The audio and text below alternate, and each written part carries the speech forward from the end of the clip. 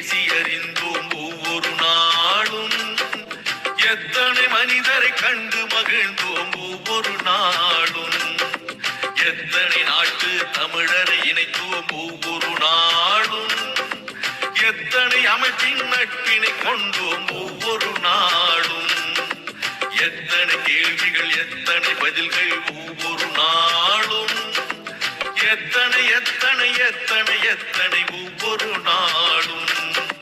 கலந்துரையாடுவோம் கலந்துரையாடுவோம் கலந்துரையாடுவோம். எத்தனை செய்திகள் பேசி அறிந்தோம் ஒவ்வொரு நாளும். எத்தனை மனிதரை கண்டு மகிழ்ந்தோம் ஒவ்வொரு நாளும்.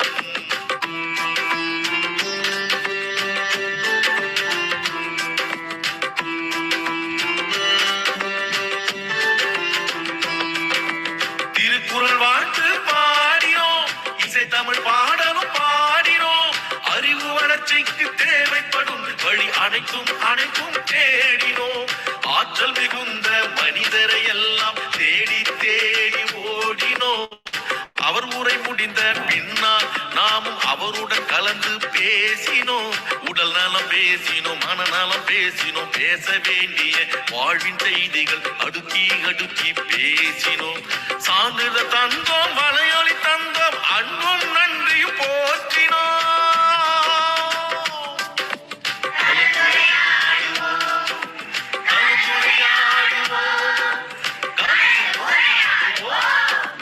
எத்தனை செய்திகள் பேசி அறிந்தோம் ஒவ்வொரு நாளும். எத்தனை மனிதரை கண்டு மகிழ்ந்தோம் ஒவ்வொரு நாள்.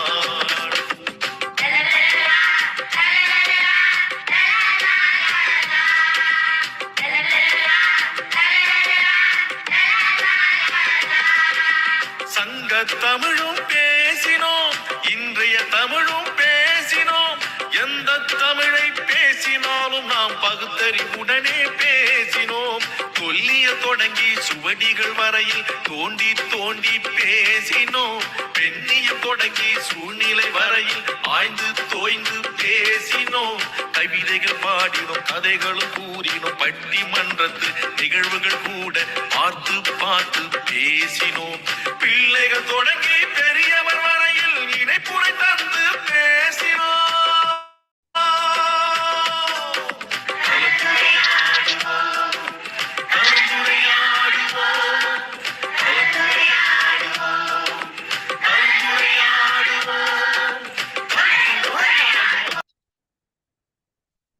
அனைவருக்கும் பத்மஸ்ரீயின் பணிவான வணக்கங்கள். கலந்துரையாடுவோம் பேரவை தமிழ்நாடு இந்திய வரலாற்று களம் நிகழ்வேன் 2100.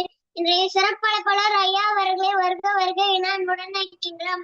இன்றைய குரலும் பொருளும் கூறுவதற்கு சகோதர சகோதரிகளை அன்புடன் அழைக்கின்றோம். குரலும் பொருளும் வரலாற்று செய்திகள் வழங்குவதற்கு திரு பிரம்மநாயகம் ஐயா அவர்களை அன்புடன் அழைக்கின்றோம். இசைப்பாடல் வழங்குவதற்கு தென்மொழி பொன்னணி கவரசன் ஐயா அவர்களையும் செந்தமிழ் பாடகி பாக்கியலட்சுமி அம்மா அவர்களையும் அன்புடன் அழைக்கின்றோம். நிகழ்வின் முதல் பகுதியாக இன்றைய குரல் தமிழ்குமரன் அவர்களை அன்புடன் அழைக்கின்றோம். அழைத்ததற்கு நன்றி. அனைவருக்கும் வணக்கம். அதிகாரம் 22. ஒப்புரவர்கள் கைமாறி வெண்ண கடப்பாறை மாறி மாற்றி எண்ணற்ற சொல்லுங்கள் தாளட்டி தந்த பொருளெல்லாம் தாக்கத்தி வேளாண்மை செய்து கொண்டும் புத்திய உலகத்தை நீண்ட பெருள் ஒப்புரவை நல்ல பெற மொத்தத அறிவான் உயிர் பழவன் மற்ற செத்தல் வைக்கப்படும் இருந்தரை தற்றி உலக பேரத்திரு பயன்மாலம் உள்ள பத்தட்டா செல்வம் ராய்டும் ராட்கள் படி பயதாக தட்டா பார்த்தா செல்வ பெருந்தகை அட்கள் படி நெய் பருவத்து ஒப்புரவருக்கு இங்க கடலை காட்சி அவர் நடுவிழா கொண்டாத அதை செய்ய செய்யாத அவைகள் அவர் ஒப்புரவிட கேடு அதரவு விட்டுக்கொள் தக்கதை எடுக்க நன்றி. நன்றி. நான் அடுத்ததாக குணமணி அக்காவை அன்புடன் அழைக்கின்றோம். அழைத்ததற்கு நன்றி. அனைவருக்கும் வணக்கம். அதிகாரம் 60. ஊக்கம் உடைமை. உடையார் எனப்படுவது ஊக்கம் அஃதிலார் உடையது உடையரோ மற்ற உள்ளம் உடைமை பொருளிடம் இல்லாது நீங்கிவிடும். ஆக்கம் இழந்தமென்று அல்லவார் ஊக்கம் ஒருவன்தான் கைத்தொடையார். ஆக்கம் அதர்மணியார் செல்லும் அசைவிலா. ஊக்கம் உடையான் உழை. வெள்ளத்து அணிய மலரிடம் மததும் உள்ளத்து அணியது உயர்வு. உள்ளுவது எல்லாம் உயிர்வில்லல் மற்றது தள்ளினும் தள்ளாமை நீத்து சிதைவிடுத்து ஒல்கார் உறவோர் புதையமின் பட்டுப்பாடு ஒன்றும் களரி. உள்ளம் இல்லாதவர் எய்தார் உலகத்து வல்லியம் என்னும் சருக்கு. பரியது கூங்கொட்ட தாயினும் யானை வெறுவும் புழுதா குறை. உரம் ஒருவருக்கு உள்ள வேர்க்கை அஃதிலார் மருமக்கள் ஆதலே வேறு. நன்றி. நன்றிங்க. அடுத்ததாக பொருளும் பொருளும் வரலாற்று செய்திகள் வழங்குவதற்கு தில்லி பிரம்மநாயகம் ஐயா அவர்களை அன்புடன் வைக்கின்றோம். அழைத்ததற்கு நன்றி பத்மஸ்ரீ. இன்றைய குரல் படைமாட்சி அதிகாரத்தினுடைய நிறைவான குரல். நிலை மக்கள் சால உடைத்தனினும் தானை தலைமக்கள் இல்வழி இல். உறுதி வாய்ந்த வீரர்களை அதிகம் உடையதாக இருந்தாலும் தலைமை தாங்கும் தலைவர்கள் இல்லாவிட்டால் அந்த படை நிலைத்து நிற்க முடியாது. இனி வரலாற்றில் இன்று மார்ச் மாதம் 26ஆம் நாள். இதே நாளில்தான் 1431ஆம் ஆண்டு பிரெஞ்சு வீராங்கனை 19 வயதே ஆன ஜோன் ஆப் ஆர்க் மீதான முன் விசாரணை தொடங்கியது. 1484ஆம் ஆண்டு வில்லியம் காக்ஸ்டன் இசாபின் நீதிக்கதைகள் நூலை மொழிபெயர்த்து வெளியிட்டார். 1552ஆம் ஆண்டு குரு அமர்தாஸ் சீக்கியரின் 3வது குருவானார். 1812ஆம் ஆண்டு வெனிசுலாவில் கரகஸ் நகர் 7.7 அளவு நிலநடுக்கத்தில் அழிந்தது. 1871 இலங்கையில் முதலாவது மக்கள் தொகை கணக்கெடுப்பு இடம்பெற்றது. 1872ஆம் ஆண்டு கலிபோர்னியாவில் லோன்பை என்ற இடத்தில் 7.2 அளவு ரிக்டர் நிலநடுக்கம் பதிவு செய்யப்பட்டது. 1954ஆம் ஆண்டு மார்ஷல் தீவுகளில் உள்ள பிக்னிக் திட்டில் அணுகுண்டு சோதனை நடத்தப்பட்டது. 1958ஆம் ஆண்டு ஐக்கிய அமெரிக்க ராணுவம் எக்ஸ்ப்ளோரர் 3 விண்கலத்தை ஏவினர். 1971ஆம் ஆண்டு கிழக்கு பாகிஸ்தானிடமிருந்து விடுதலையை அறிவித்தது. வங்காளதேச விடுதலை போர் தொடங்கியது. 1979ஆம் ஆண்டு Anwar Sadat, மெனம் begin, Jimmy Carter ஆகியோர் வாஷிங்டனில் எகிப்து இஸ்ரேல் ஒப்பந்தத்தில் கையெழுத்திட்டனர்.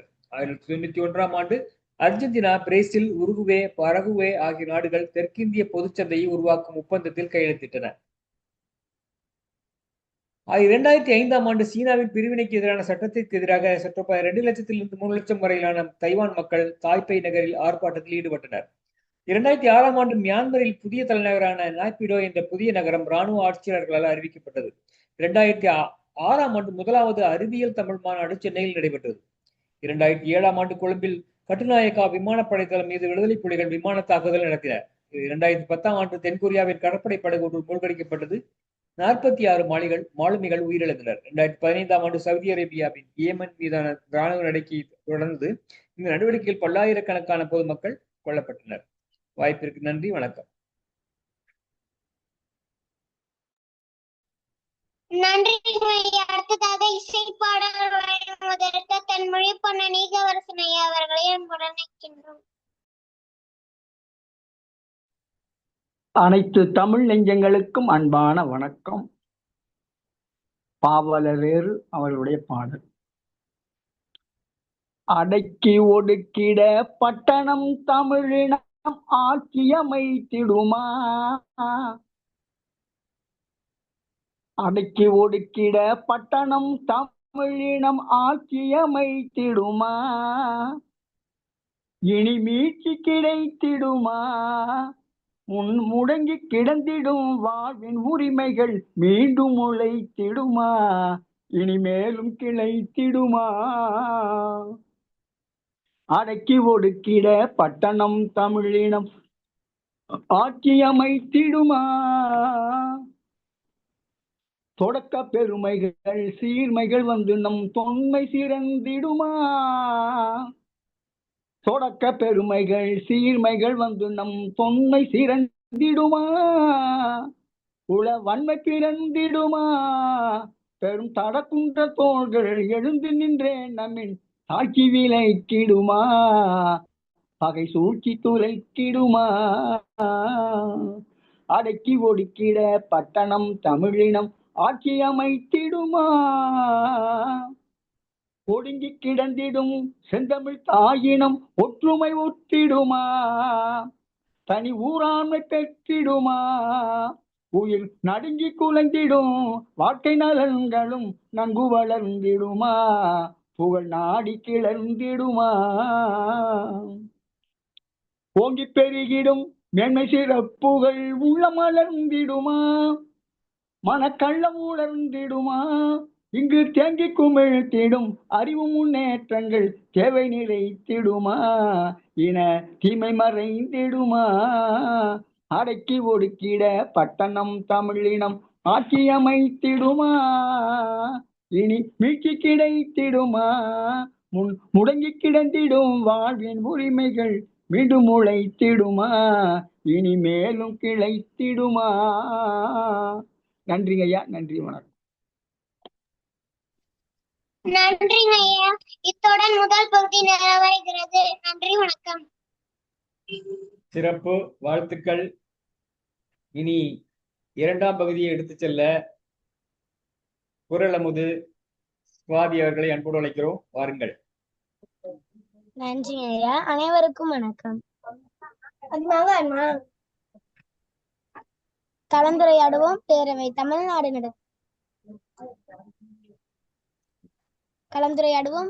தமிழ்நாடு நடத்தும் இந்திய வரலாற்று களம். நிகழ்வு எண் 2100. 26/3/2026 வியாழக்கிழமை. இன்றைய சிறப்பு அழைப்பாளர் மதிப்பிற்கு மரியாதைக்குரிய கோ நடராஜன் ஐயா அவர்கள். நீதிபதி பணி நிறைவு.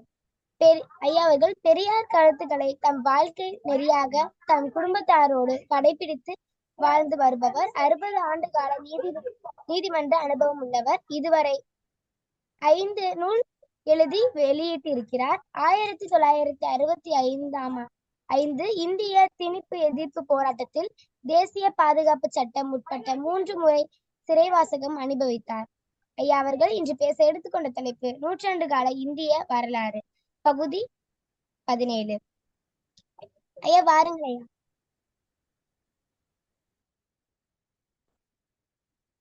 ஒளித்தடையில் இருக்கிறீங்க. சுவாதி, எவ்வளவு நேரம் பேசலாம்? ஐயா நீங்க பேசுங்க. அதெல்லாம் இல்ல, நீ கட்டளை இடணும். நீ கட்டளை இட்டா அந்த கட்டளைக்கு நானு கட்டுப்படுவேன். எத்தனை மணி வரைக்கும் பேசணும்? ஐயா 6 மணி. நன்றி நன்றி. உன் கட்டளையை அப்படியே ஏற்றுக்கொள்கிறேன். நீங்க கொஞ்சம் 20 நிமிஷம் ஏத்துக்கலாங்க. 6:20 பேசுங்க. இல்ல இல்ல, அது இப்பவே 5:20 ஆகுது. 40 நிமிடத்துக்கு மேல கேட்பாளர்களுக்கு பொறுமை இருக்காது என்பது உளவியல் அறிஞர் சொல்ற கருத்து. சரிங்க சரிங்க சரிங்க சரிங்க. 40 நிமிடங்களே போதுமானது என்று நினைக்கிறேன். அதுக்கப்புறம் போர் அடிக்கணும், கேட்கறதுக்கு சலிப்பு வரும். 6 மணிக்கு முடித்து விடுகிறேன். நன்றி.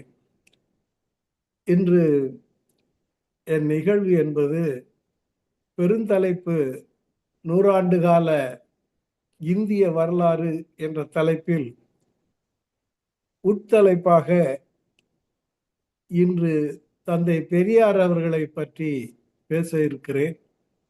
இது எனது தொடர் சொற்பொழிவின் 17வது பகுதியாகும். பெரியாரை பற்றி நாள் முழுக்க, மாதம் முழுக்க, வருடம் முழுக்க பேசிக்கொண்டே இருக்கலாம். இருந்தாலும் சில குறிப்பிட்ட தேர்ந்தெடுக்கப்பட்ட தகவல்களை மட்டுமே தான் நான் உங்களுக்கு தர இருக்கிறேன். அந்த வகையிலே தான் இன்று பெரியாரை பற்றிய எனது உரை இதோ. தந்தை பெரியார் அவர்கள் மிக பெரிய செல்வந்தராக விளங்கியவர்.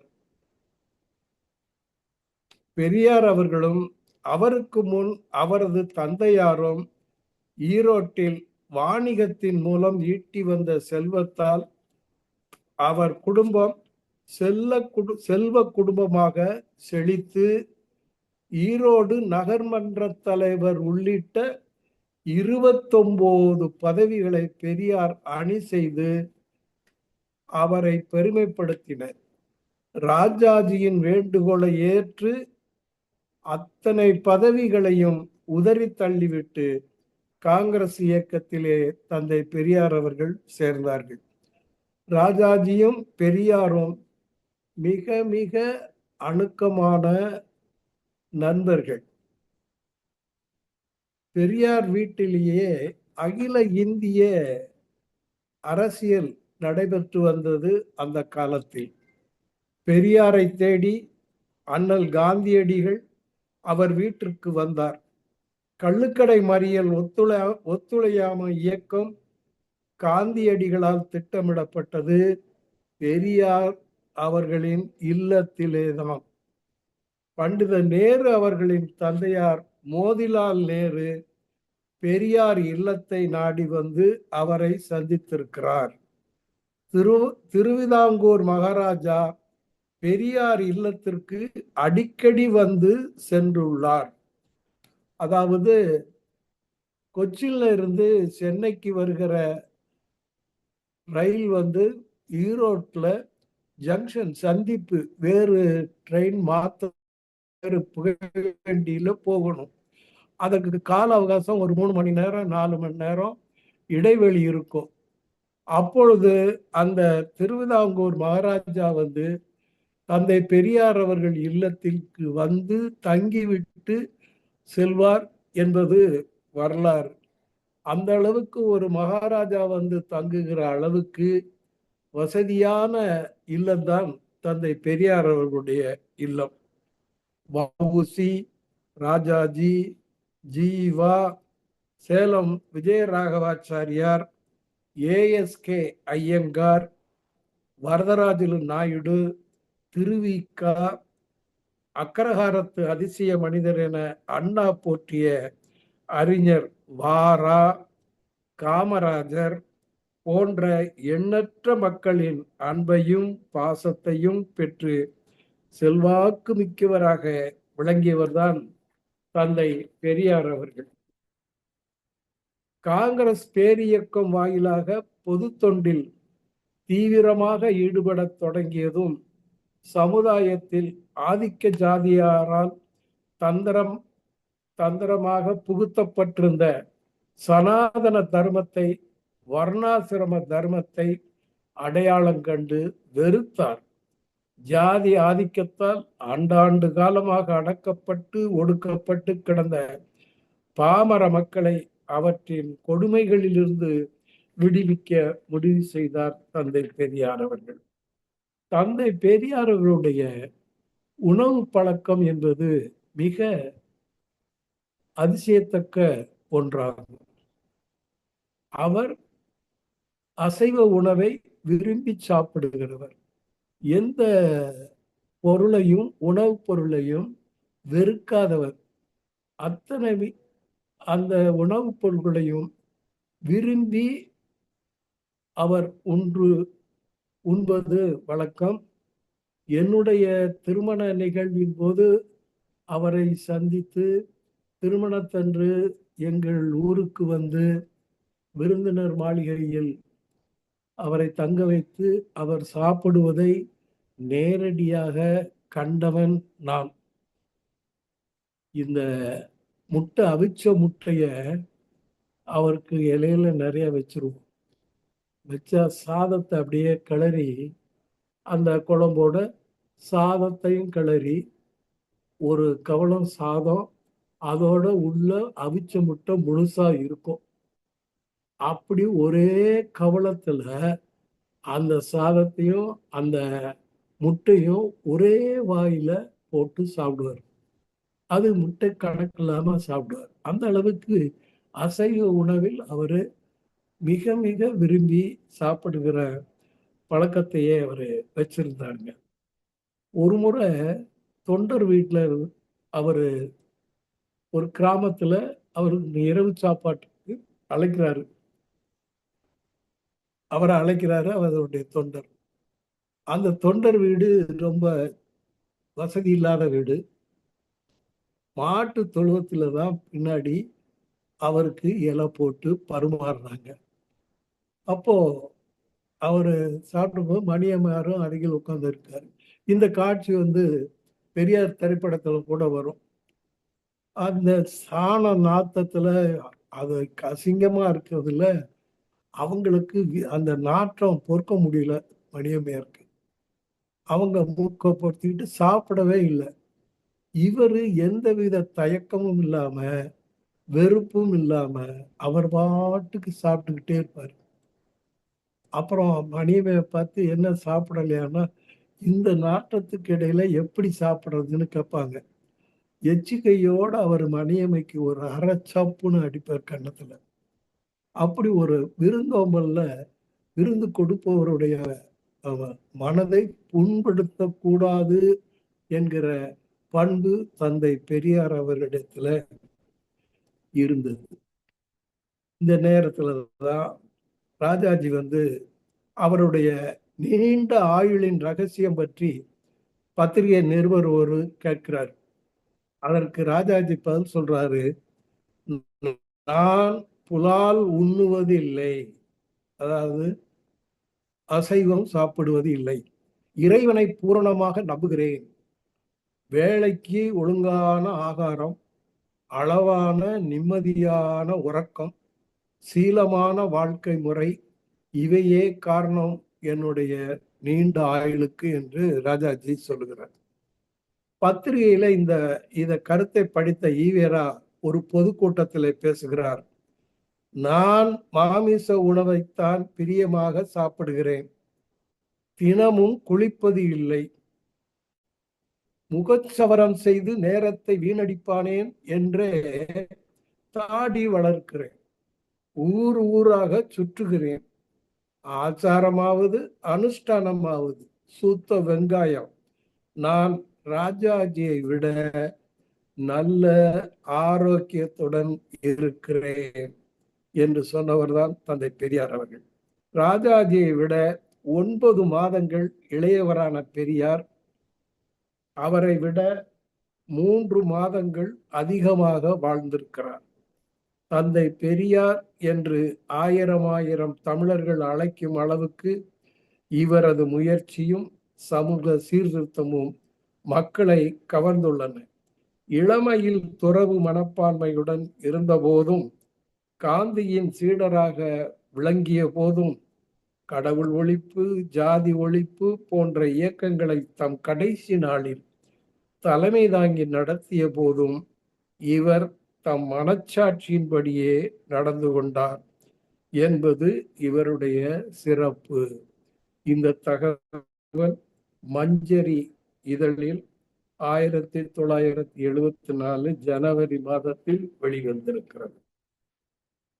இவரை ஆக்ஸ்போர்டு அறிஞர் ஒருவர் பாராட்டுகிறார். அது எப்படி என்று பாருங்கள். ஈரோட்டில் பெரியாரை கண்டு உரையாடிய ஆக்ஸ்போர்டு பல்கலைக்கழகத்தைச் சேர்ந்த திரு செசில் மாத்யூஸ் என்பவர் புறத்தோற்றத்தில் மட்டுமல்ல உள்ளுணர்ச்சியிலும் தோழர் ராமசாமி, வில்லியம் மாரிஸ் போன்றவரே என்பதை அவருடன் நான் பேசிக்கொண்டிருந்த 2-3 மணி நேரத்திற்குள்ளாக கண்டுகொண்டேன். பொருளற்ற எந்த பழைய சமுதாய கட்டுப்பாடுகளையும் அடியோடு தகர்த்தெறிய வேண்டும் என்றும், அந்த துடிதுடிப்பு காலத்திற்கு ஒவ்வாத பழக்க வழக்கங்களையும் பழமை பாசி படிந்து விட்ட கருத்துக்களையும் உடைத்தெறிய வேண்டும் என்னும் அந்த நெஞ்சு அழுத்தம் புதியதோர் உலகு செய்வோம் என்றும் அந்த உறுதிப்பாடு, இவை அத்தனையிலும் தோழர் ஈவேரா வில்லியம் மாரிசேதான். ஆம், அவர் 20ஆம் நூற்றாண்டின் வில்லியம் மாரிசை போலவே ஈவேராவும் மிக எளிய வாழ்க்கையே வாழ்கின்றார். சொந்த அச்சகத்தின் வாயிலாகவே சொந்த கருத்துக்களை பொதுமக்களுக்கு உரைக்கிறது வில்லியம் மாரிஸுக்கும் ராமசாமிக்கும் உள்ள வியக்கத்தக்க இன்னொரு ஒற்றுமை என்பதையும் கண்டேன். தோழர் ஈவேரா நடத்துகிற ஆங்கில வார இதழ் இருக்கிறது, அதன் பெயராகிய புரட்சி ரிவோல்ட் என்பதை அவருடைய வாழ்க்கை வரலாற்றிற்கே பெயராய் சூட்டி விடலாம். அது மிகப்பெரிய பொருத்தமாகவும் இருக்கும் என்று பெரியாரின் உண்மையான உருவத்தை அவர் காட்டினார். ஆதாரம் நேத்து சுந்தரவடிவேலு எழுதிய நூல் புரட்சியாளர் பெரியார், பக்கம் 206. 1947 காங்கிரஸ் பிரகாச மந்திரி சபை மாறி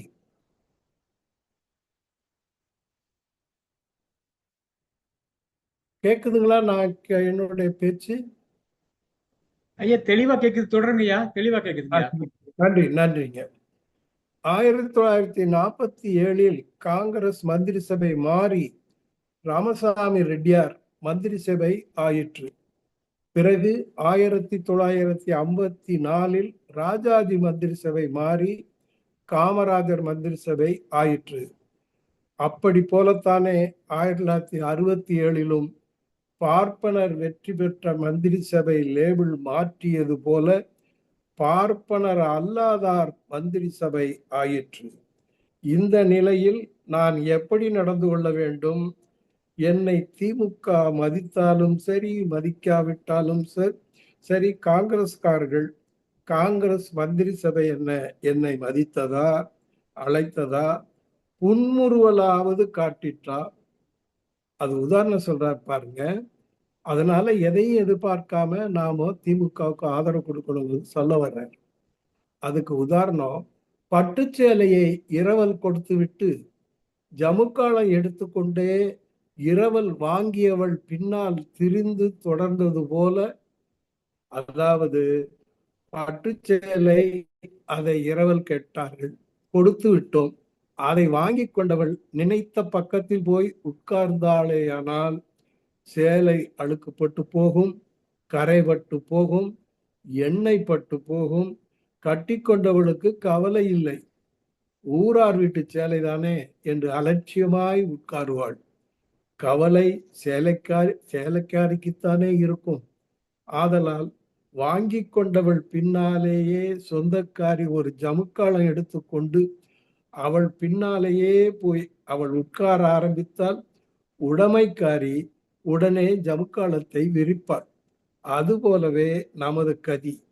மந்திரி பதவி திமுகவுக்கு கௌரவம், அதன் பயன் நமக்கு நம்முடையது.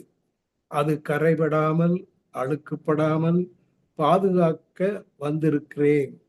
காரியம் நமக்கு இருக்கிறது, அது எல்லோருக்கும் இருக்காது. உடைமைக்காரியாக நமக்கு தான் இருக்க முடியும் என்று தந்தை பெரியார் அவர்கள் விளக்கம் அளித்தார்கள் திமுகவுக்கு ஆதரவு அளிப்பதை பற்றி. ஒருமுறை திருநெல்வேலியிலிருந்து மதுரைக்கு பெரியாரும் கி.ஏ.அப்பை விஸ்வநாதமும் ரயிலில் வந்து கொண்டிருந்தனர். ரயில் மணியாச்சி நிலையத்தில் நின்றது. விஸ்வநாதத்தை பிளாட்பாரத்தில் இருந்த கடைக்கு போய் இட்லி வாங்கி வர சொன்னார். விஸ்வநாதன் ஓடி போய் இட்லி வாங்கி வந்தார். இருவரும் வண்டியில் உட்கார்ந்து சாப்பிட ஆரம்பித்தனர். அப்போது பிளாட்பாரத்தில் நின்று கொண்டிருந்த இருவர் பெரியாரை சுட்டிக்காட்டி ஏதோ பேசிக்கொண்டிருந்தனர். இதை கவனித்து விட்ட பெரியார் விஸ்வநாதம் தோளை தட்டி, அவர்கள் நம்மை பற்றி ஏதோ பேசுகிறார்கள் என்றார். ஏதோ பேசிவிட்டு போகட்டும், விடுங்கள் என்றார் விஸ்வநாதம். அப்போது பெரியார், இவன்தான் நம்மை எதிர்க்கிறவன் என்று அடையாளம் காட்டுகிறார்கள்.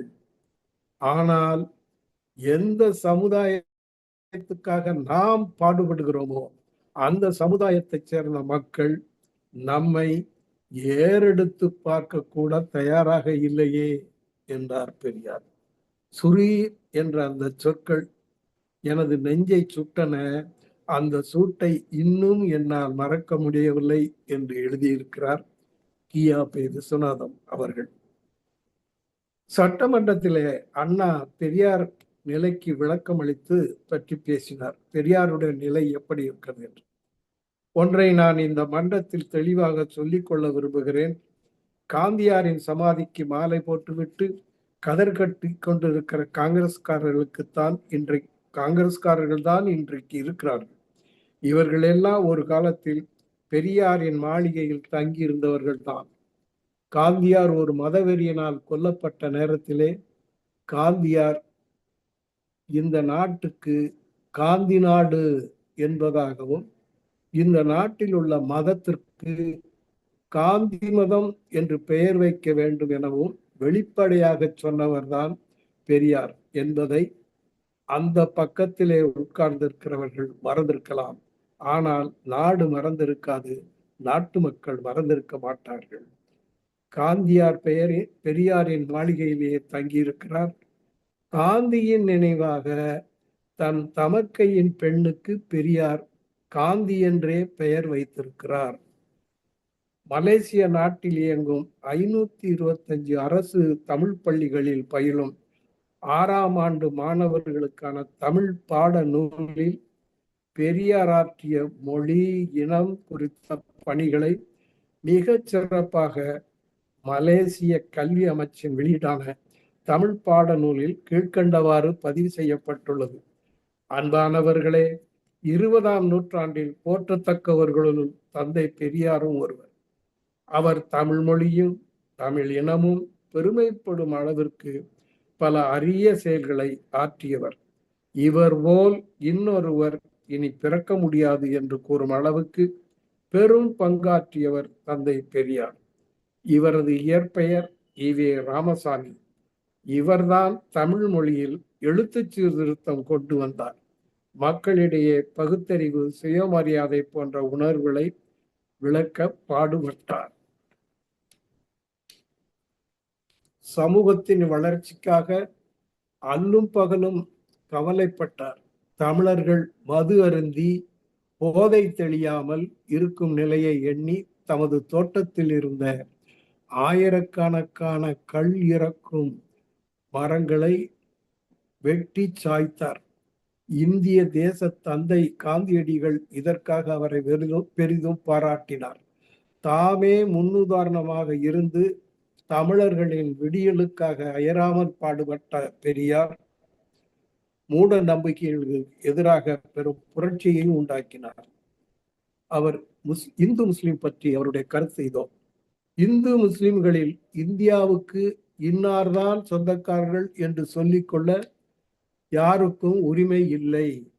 உரிமை இருக்கிறது என்றால் இருவருக்குமே 7.5 கோடி முஸ்லிம்களில் 3/4 மேற்பட்டவர்கள் இஸ்லாம் மார்க்கம் ஏற்படுவதற்கு முன்பே இந்தியாவிலேயே பிறந்து வளர்ந்த சமூகத்தின் பரம்பரையார் ஆவார்கள். அவர்களது மார்க்கம் வேறானதாலேயே அவர்கள் இந்தியர்கள் அல்லாதவர்களாய் போய்விட முடியாது. இந்தியாவில் உள்ள யாருடைய உரிமைக்கும் அவர்களது உரிமை இழைத்ததாகி விடாது. இந்துக்கள் என்று சொல்லப்படுகின்றவர்களும் இந்து மதம் என்பது தோன்றுவதற்கு முன்பே இங்கு பிறந்து வளர்ந்து வரும் சமூகத்தை சேர்ந்தவர்கள் ஆவார்கள். அவர்களுக்கு சகல உரிமையும் உண்டு. ஆதலால் இதில் ஒருவர் மேல் ஒருவர் கீழ் அல்லது ஒருவர் சொந்தக்காரர் ஒருவர் அந்நியர் என்று பேசுவதெல்லாம் கையில் வலுத்தவன் காரியமாகுமே ஒழிய நியாயமான காரியம் ஆகாது என்கிறார். 1965 அப்போதைய முதல்வர் பக்தவத்சலம் தலைமையில் அனைத்து கட்சி தலைவர்கள் கூட்டம் சென்னையில் நடந்தது. முதல்வர் வந்ததும் பெரியார் எழுந்து நின்றார். அருகில் இருந்தவர்கள் அவரின் முதுமையை கருத்தில் கொண்டு இருக்கையில் அமரச் சொன்னார்கள். ஆனால் மரியாதைக்குரிய பதவியில் இருப்பவருக்கு மரியாதை தருவதுதான் மரபு என்று நின்று கொண்டே இருந்த பெரியார் முதல்வர் கூறியும் அமரவில்லை. அவர் உட்கார்ந்த பின்னரே பெரியார் அமர்ந்தார். இது பற்றி பக்தவத்சலம் சொல்லுகிறார். நாள்தோறும் என்னையும் என் கொள்கைகளையும் எதிர்ப்பவர் பெரியார். ஆனால் அவர் என் பதவிக்கு கௌரவம் கொடுக்கிறார். இந்த பாசமும் பரிவும் உள்ளவர் அவர் ஒருவரே என்று பக்தவத்சலம் பெருமையுடன் கூறினார். ஆதாரம் ராணி வார இதழ், தேதி 19/9/2010. பார்ப்பன அழிவு பற்றி பெரியார் சொல்லுகிறார். ஒரு சிறிய குட்டி கடவுள் இருக்கும் வரை நாம் சூத்திரர்கள் தான். ஒரு சிறிய குட்டி கடவுள் இருக்கும் வரை நாம் சூத்திரர்கள் தான். ஒரு பார்ப்பன குஞ்சு இருக்கும் வரை நாம் சூத்திரர்கள் தான். பார்ப்பான் என்ற உருவம் கூட இன்னதென்று தெரியாதபடி அழித்தால் அன்றி நமக்குள்ள சூத்திர பட்டம் ஒழியாது. பார்ப்பான், கோயில், கடவுள் இவைகளில் ஒன்றில் கூட கை வைக்காமல் வாயளவில் மட்டும் கூறிவிட்டால் போதாது என்று தந்தை பெரியார் சொல்லியிருக்கிறார். விடுதலை ஏடு 3/2/1956, விடுதலை பக்கம் 4. நாம் ஒரு சிறிதாவது அறிவு பெற்ற பகுத்தறிவாதிகள் ஆகிவிட்டோமானால், சொல்றார் பாருங்க, நாம் ஒரு சிறிதாவது அறிவு பெற்ற பகுத்தறிவுவாதிகள் ஆகிவிட்டோமானால் கொல்லுவாரின்றியே பார்ப்பான் செத்தான் என்று சொல்லுகிறார். விடுதலை 14/3/1970. அர்ச்சகர் உரிமை பற்றிய ஐயாவும் பெரியாரும். பெரியார் பேசுகிறார், நம் நாட்டில் இந்துக்கள் என்னும் சமுதாயத்தில் 197 பேர்களாக உள்ள மக்கள், அதிலும் படித்தவர்கள், செல்வவான்கள், உயர்தர ஹைகோர்ட் நீதிபதிகள், கலெக்டர்கள், உப அத்தியட்சகர்கள்,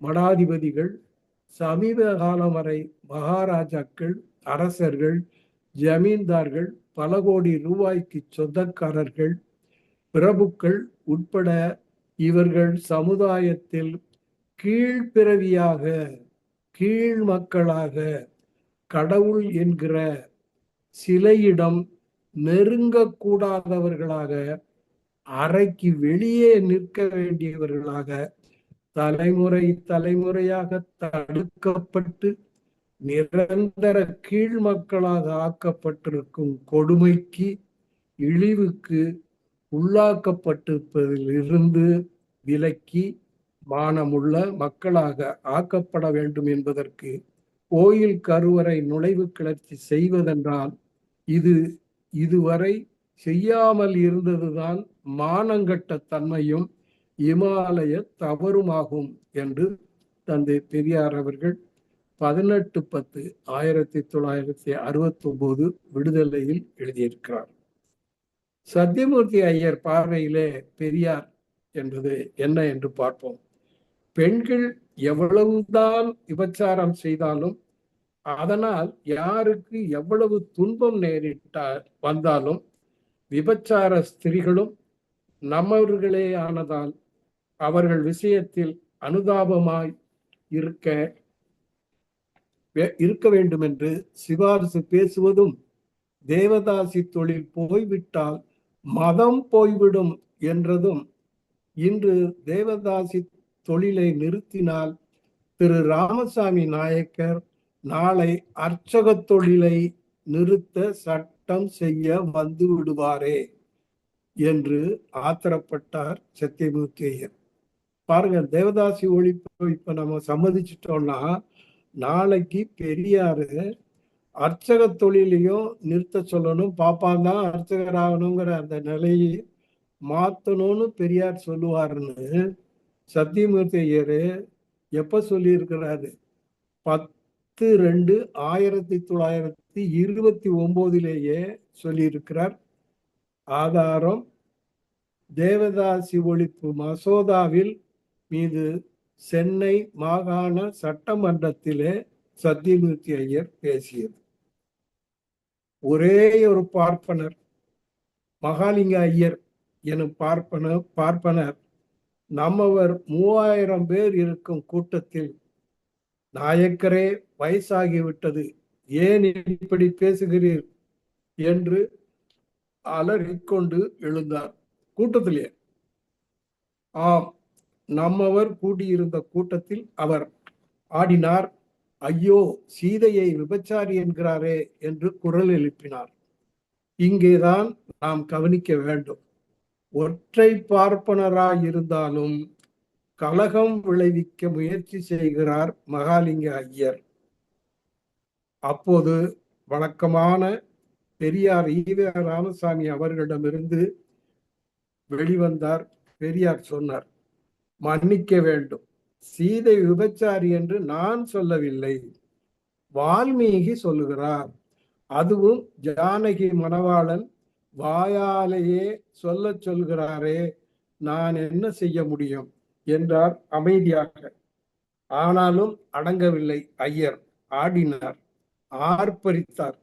ஆனால் பொறுத்திருந்த மக்கள் இதயத்திலே புயல் புகுந்து விட்டது. சீறினர்.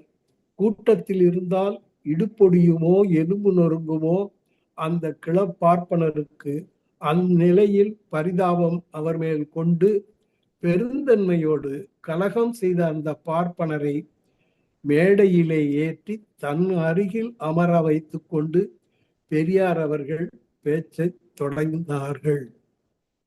அவ்வளவுதானா? இல்லை, இன்னும் இருக்கிறது விஷயம். ஆனால் பெரியாரின் பெருந்தன்மையை புரிந்து கொள்ளாத ஐயர் மேடையிலும் தண்ணி அடித்தவன் தரும் காட்சிகளை தாராளமாக தந்தார். பதற்றப்படாமல் பெரியாரால் தப்பித்துக் கொண்ட அந்த ஐயரின் செயல் கண்டு மக்கள் அவருக்கு புத்தி கற்பிக்க மேடையேறிவிட்டனர், சுற்றி சூழ்ந்தனர். அப்போதுதான் ஐயருக்கு நிதானம் வந்தது, நிதர்சனம் புகுந்தது. அவர் அலறிக்கொண்டு நாயக்கரே நாயக்கரே என்று பதறிக்கொண்டு பெரியாரை கட்டிப்பிடித்து கொண்டார்.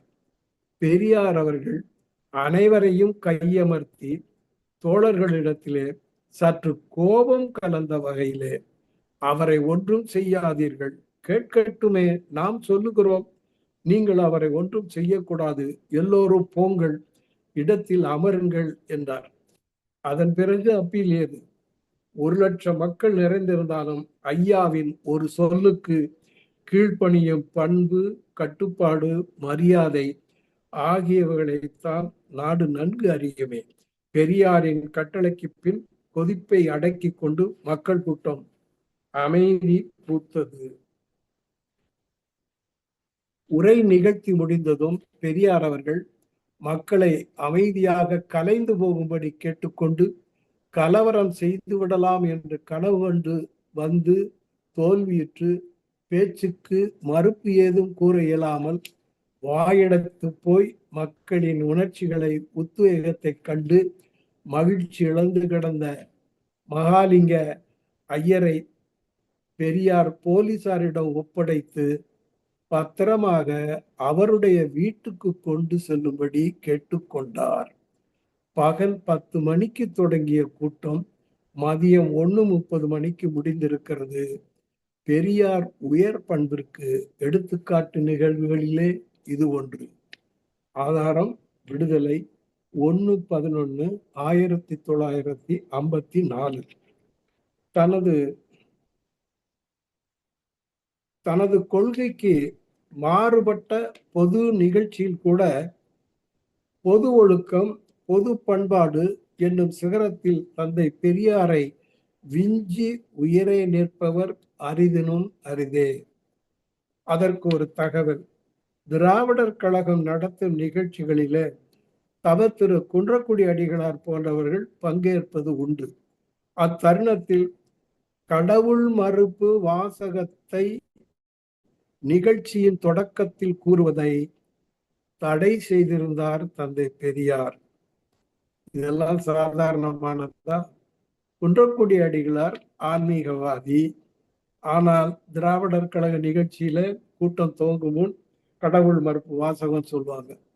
கடவுள் இல்லை, கடவுள் இல்லை, கடவுள் இல்லவே இல்லை, கடவுளை கற்பித்தவன் முட்டாள், கடவுளை பரப்பியவன் அயோக்கியன், கடவுளை வணங்குகிறவன் காட்டுமராண்டி என்ற இந்த வாசகத்தை கடவுள் வாழ்த்து நாம பாடுற மாதிரி திராவிட கழக தோழர்கள் சொல்லுவது உண்டு. ஆனால் அந்த நிகழ்ச்சியில் குன்றக்குடி அடிகளார் பங்கேற்கிறார் என்றால் அந்த கடவுள் மறுப்பு வாசகம் சொல்லக்கூடாது.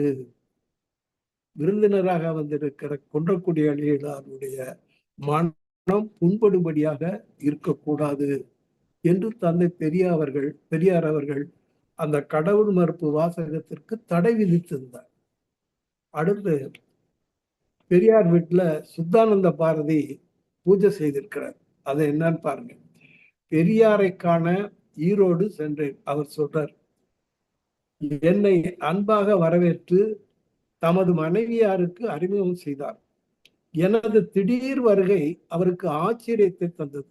சேலம் வந்தேன், உங்களையும் காண விரும்பினேன் என்றேன். சிறிது நேரம் உரையாடினோம். குளியல் அறையை காட்டினார். பயண அலுப்பு தீர குளித்தேன். குற்றால அருவி போல் ஜலம் கொட்டியது. பெரியார் என்னை அறிந்தவர். என்னுடைய ஆஸ்திக கொள்கைகள் அவருக்கு பிடிக்காதவை. ஆயினும் அவர் இதற்காக வேற்றுமை காட்டாமல் வீட்டிற்கு வந்த அதிதியை எப்படி வரவேற்று உபசரிக்க வேண்டுமோ அப்படி வரவேற்று உபசரித்தது எனக்கு மிகுந்த வியப்பை தந்தது. அவருடைய துணைவியார் கூடத்திலே மெழுகி கோலமிட்ட இடத்தில் பூசை செய்வதற்கு எல்லா ஏற்பாடுகளையும் செய்தார். அனுஷ்டானங்கள் முடித்து சூரிய நமஸ்காரம் செய்து பூசை அறைக்கு திரும்பினேன். வெள்ளி தாம்பாளத்தில் பூசைக்குரிய புஷ்பங்கள் பிற பொருள்கள் கொண்டு வந்து வைத்தார் பெரியாரின் துணைவியார். வேத மந்திரங்கள் ஜபித்து தீபம் காட்டி முறைப்படி பூசை முடித்தேன். இதையெல்லாம் பெரியார் கண்கொட்டாமல் பார்த்து கொண்டிருந்தார். இவ்வளவு பெரியார் வீட்டில் நடக்குது. தம் வீட்டில் மாறுபட்ட கொள்கையுடன் ஒருவர் பூசை செய்கிறாரே என்று அவர் கோபமோ ஆட்சேபனையோ கொள்ளாமல் பொறுமையாக இருந்தது அவருடைய பெருந்தன்மையை நன்கு எடுத்து காட்டியது. பூசை முடிந்த பின் மீறு போஞ்சையண்டி நீங்கள் சாப்பிடுங்கள் என்று அன்புடன் சொல்லி விருந்துண்ண செய்தார். விருந்தோம்பலின் இலக்கணமாக பெரியார் திகழ்ந்தார்.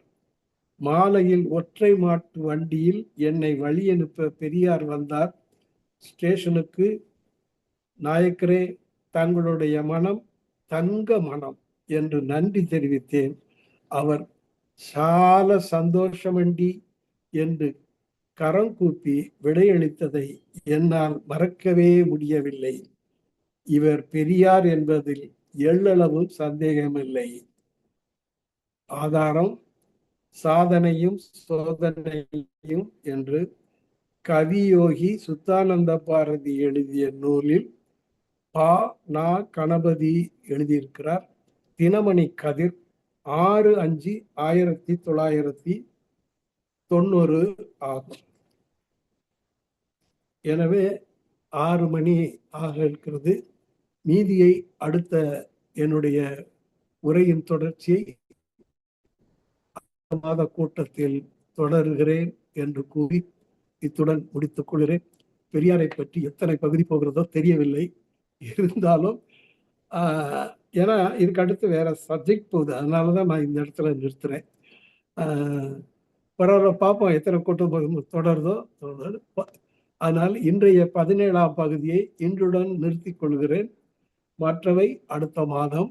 நன்றி, வணக்கம். சிறப்பாக உரையாற்றிய ஐயா அவர்களுக்கு மனமே நன்றி தெரிவித்துக் கொள்கின்றோம். நன்றிங்க ஐயா. வாழ்த்துரை வழங்குவதற்கு திருக்குறள் காமராஜர் ஐயா அவர்களே அன்புடன் அழைக்கின்றோம். திறன் தயாண்டே இருக்குமாறு டெல்லி பிரம்மநாயகம் ஐயா அவர்களே அன்புடன் கேட்டுக்கொள்கின்றோம். பாருங்கள் ஐயா.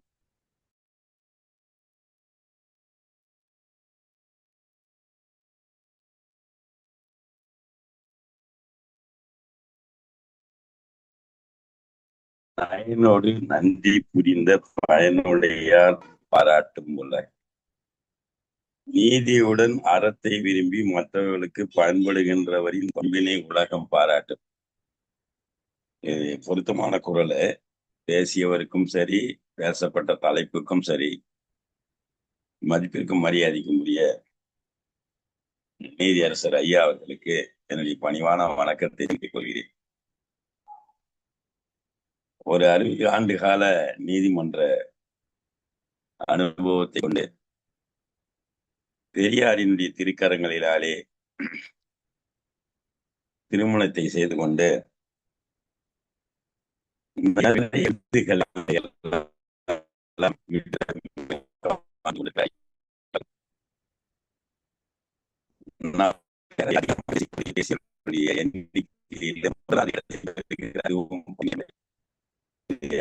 எல்லாரும் மகிழ்ச்சியை கண்டிப்பாக தெரிவிக்கலாம். ஐயா மன்னிக்கவும், ஒலி தடங்களாக இருக்கிறது, விட்டு விட்டு கேட்கிறது. ஒலி விட்டு விட்டு கேக்குதா? இப்ப சரியா கேக்குதா பாருங்க. இப்ப கேக்குது. இப்ப சரியா கேக்குதா? ஆமா. அந்த மாதிரி 17 முறை பேசிய பெருமை ஐயா அவர்களுக்கு உண்டு.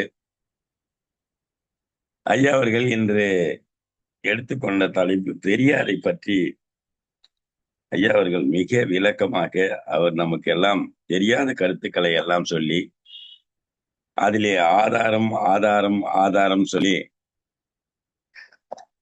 ஈவேரா ராமசாமி தமிழ்நாட்டினுடைய சமூக பண்பாட்டு சீர்திருத்தவாதி, ஜாதி ஒழிப்பு, பகுத்தறிவு பிரச்சாரம், பெண் விடுதலை, மூட நம்பிக்கை எதிர்ப்பு, தாழ்த்தப்பட்டோர் முன்னேற்றம் ஆகியவற்றுக்கு தன் வாழ்நாள் முழுவதையும் அர்ப்பணித்தார் என்பதை மிக விரிவாக நமக்கு அளித்து அதனுடைய பொருளை எல்லாம் பகுத்தார். ஜாதியற்ற பகுத்தறிவு சமுதாயத்தை 1925 சுயமரியாதை இயக்கத்தை தொடங்கினார். மனிதர்களுக்கு தன்மானம் அவசியம் என்பதை வலியுறுத்தினார். இதுதான் பெரியாருடைய முக்கியமான விஷயம்.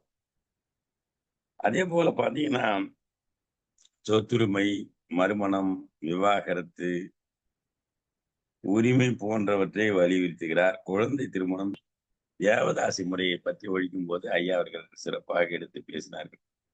அப்போது சத்தியமூர்த்தி ஐயங்கார் என்ன சொன்னார் என்பதை எல்லாம் மிக நமக்கு தெளிவாக சொன்னார். மருத்துவ கொள்கையில் அறிவியல் சிந்தனையை வளர்க்க விரும்பினார்.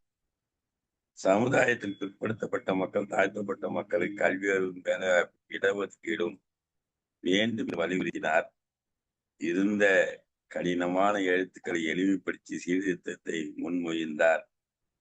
பெரியாருடைய பணிகள் சமூக பெரியார் விழிப்புணர்வு கொள்கை ரீதியான போட்டிகள் படித்தன என்பதை ஐயா அவர்கள் இன்று பேச்சு மூலமாக நமக்கெல்லாம் தெளிவாக எடுத்து கூறினார்கள். என்று அரங்கம் நிறைந்திருந்தது. 18 பேர் இருந்தாங்க, 20 பேர் இருந்தாங்க, நான் பார்த்தேன். அதே போல பெரியாரிடம் ஒருவர் கேட்கிறார், என்னையா நீங்க ராமசாமியின் சாமி உங்க பேர்லயே சாமி வச்சிருக்கீங்க அப்படின்னு கேட்கிறாரு. அதுக்கு நான் என்ன பண்ணுவேன், நான் எங்க அப்பா அம்மா வச்ச பேர் அது, உனக்கு என் பேரு பிடிக்கலன்னா வேற எதனா வச்சுக்கோ, நீயே வச்சுக்கோ, மசுருன்னு கூட கூப்பிட்டு நான் திரும்பி பாக்குறேன் அப்படின்னாராம். அந்த அளவுக்கு ஒரு புரட்சிகரமான ஒரு மனிதர். அவர் தான் சொன்னார், மானமும் அறிவும் மனிதனுக்கு அழகு. தந்தை பெரியார் அவர்கள் சொன்னதை தான் நம்முடைய குரலரசி அவர்கள் முடிக்கும் போது எப்பயுமே சொல்லுவாங்க. அதை கூட ஜானகி ஆசிரியர் அவர்கள் ஒரு பிள்ளைக்கு கற்றுக் கொடுத்திருக்கிறார். இதெல்லாம் பல நூற்றாண்டு கடந்து அது வாழ்கிறது என்பதை நினைக்கும் போது மிகவும் அருமையாக இருக்கிறது. தென்மொழி பண்ண நீரரசன் ஐயா கூட தெளிவான பொழிவு அப்படின்னு போட்டார். அது போல இன்றைய ஐயா அவர்கள் நம்முடைய தமிழ்நாடு கலந்துரையாடும் குடும்பத்தில் மிக மூத்த குடியாக இருந்து கொண்டு நம்மளை எல்லாம் சிறப்பாக வழிநடத்தி கொண்டிருக்கிறார் என்பதை நன்றியோடு பாராட்டி விடைபெறுகிறேன். நன்றி, வணக்கம், வாழ்த்துக்கள். நன்றிங்க ஐயா. அடுத்ததாக வாழ்த்துரை வழங்குவதற்கு பெரியண்ணன் ஐயா வாழ்த்துரை வழங்குவதற்கு டெல்லி பிரம்மநாயகம் ஐயா அவர்களே அன்புடன் அழைக்கின்றோம். இத்துடன் தயார் நிலை இருக்குமாறு பெரியண்ணன் ஐயா அவர்களே அன்புடன் கேட்டுக்கொள்கின்றோம். வாருங்கள். அழைத்ததற்கு நன்றி குரலமுது. இணைகின்ற தந்தைக்கும் தாய்க்கும் மக்கள் தனைகின்ற தமிழ்நாடு தனக்கும் என்னால் திணை அளவு நலமேனும் பயக்குமானால் செத்தொழியும் நாள் எனக்கு திருநாளா.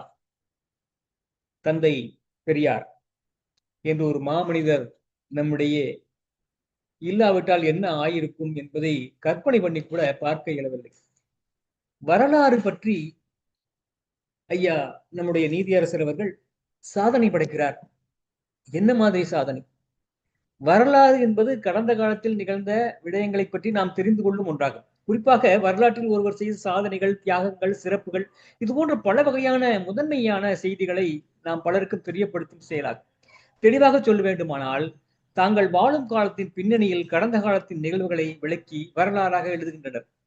சிலர் என்ன பண்றார்கள், வரலாற்றை திரித்து எழுதுகிறார்கள்.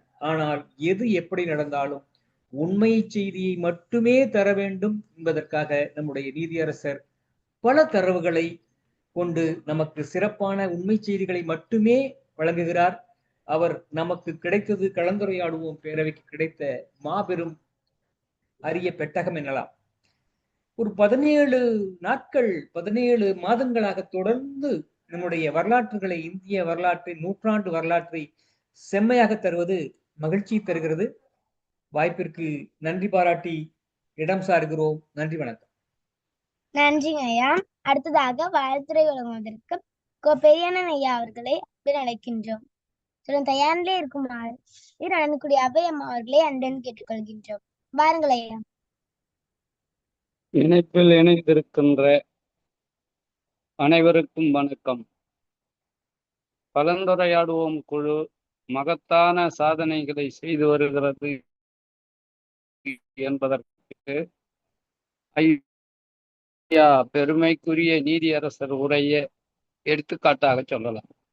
அவர் இதுவரையிலேயும் 17 மாதங்கள் மிகச் சிறப்பாக உரையாற்றுவது ஒரு போற்றுதலுக்குரிய, பாராட்டுதலுக்குரிய நிகழ்வாகும். நான் இந்த குழுவிலே இணைவதற்கு முந்தைய நான் ஒரு பக்தி மார்க்கத்திலே இருந்த நிலை மாறி ஐயாவினுடைய பேச்சையும் அவருடைய நூலையும் படித்த பிறகு இந்த நாட்டிலே இந்த பிராமணர்கள் செய்கின்ற அந்த செயற்பாடுகளை எல்லாம் வெட்ட வெளிச்சமாக காட்டிய காரணத்தினாலே என்னுடைய உள்ளத்திலே சிறிது மாற்றம் ஏற்பட்டு விட்டது. இந்த கலந்துரையாடுவோம் குழுவிலே நான் சேரவில்லையானால் எப்படி இருந்திருப்பேன் என்பதை எண்ணி பார்க்கிறேன். ஐயா அவர்கள் திருமணம் முதற்கொண்டு எல்லாவற்றையும் நம்முடைய பெரியாருடைய தலைமையிலே செய்திருக்கிறார். பெரியாருடைய கொள்கைகளை பின்பற்றி வருகிறார். இதிலே நம் கற்றுக்கொள்ள வேண்டியது என்னன்னா, உள்ளதை உள்ளபடியே வெளிப்படையாக பேசுகின்ற தன்மை பெரியாரிடத்திலும் இருந்தது. ஐயா பெருமைக்குரிய நம்முடைய நீதி அரசரிடம் உள்ளது. அவருடைய நூலிலே இருந்து பல இடங்களிலே ஏற்பட்ட ஒரு சத்திய சோதனை போல அந்த நூல் அமைந்திருந்தது. பல பேர் சில தவறுகளை எல்லாம் மாற்றி எழுதியிருப்பார்கள். ஆனால் ஐயா அவர்கள் மதுரையிலே அளித்த அந்த நூலை படித்த பிறகு அவருடைய வரலாற்றை உணர முடிந்தது. ஐயா அவர்கள் சிறிய வயது முதற்கொண்டே இந்த பெரியாருடைய கருத்துகளினால் ஈர்க்கப்பட்டு நேர்மையான ஒரு அதிகாரியாக திகழ்ந்திருக்கிறார். அவர் சேர்ந்த பொழுது ஒரு எழுத்தராக சேர்ந்து படிப்படியாக உயர்ந்து பல்வேறு இன்னல்களுக்கெல்லாம் ஆட்பட்டு ஒரு நீதி அரசராக உயர்வதற்கு என்னென்ன முயற்சிகள் எடுத்தார் என்பதையெல்லாம் நாம் சிந்தித்து பார்க்க வேண்டிய ஒரு நூலாக அது என்னிடத்திலே இருக்கிறது. ஐயா அவர்களுடைய நூலை படித்தாலே நமக்கு இந்த பொய்யர்களுடைய செயற்பாடுகளை நாம் தெரிந்து கொள்ள முடிகிறது. இந்த காலத்திலே பெரியாருடைய கொள்கைப்படி வாழ்பவர்கள் தான் உயர்ந்த நிலையில் இருக்கிறார்கள், நேர்மையாக செயற்படுகிறார்கள், தவறு கண்ட போது கண்டித்து உரைக்கிறார்கள், திருத்துகிறார்கள். எத்தனை பேர் எதிர்த்து நின்றாலும் நான் சொன்னதுதான் சரி என்று சொல்லுகின்ற ஒரு துணிவோடு செயற்படுத்துகின்ற அந்த கொள்கை உடையவர்கள் நிறைந்திருக்கிற இந்த கலந்துரையாடும் குழு மிகவும் போற்றுதற்குரியது. அடுத்தது வேண்மாளம்மா அவர்களும் மற்றும் உள்ளவர்களும் உரையாற்ற இருக்கிறார்கள். அவர்கள் அனைவரையும் வணங்கி மகிழ்கிறேன். இந்த இணைப்பிலே இணைந்திருப்பவர்கள் போற்றுதலுக்குரிய செயற்பாட்டாளர்கள் என்பதை உணர்ந்து மகிழ்கிறேன். அம்மா, இந்த குழந்தை மிகச் சிறப்பாக ஒரு பெரியவர்கள் கூட சொல்ல முடியாத அளவிற்கு இந்த இணைப்புரையை நடத்தி செல்கிறது. அந்த குழந்தை சுவாதி அவர்களை பாராட்டுகிறேன்.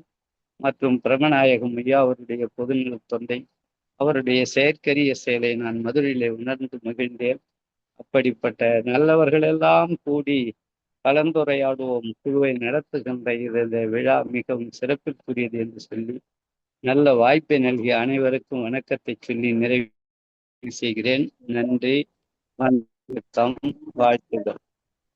நன்றிங்க ஐயா. அடுத்ததாக வாழ்த்துறை வழங்குவதற்கு என்னுடைய அவை அம்மா அவர்களே அன்று நடக்கின்றோம். தயாரிலே இருக்குமாறு ஜானை கேட்டுக்கொள்கின்றோம். பாருங்கள்.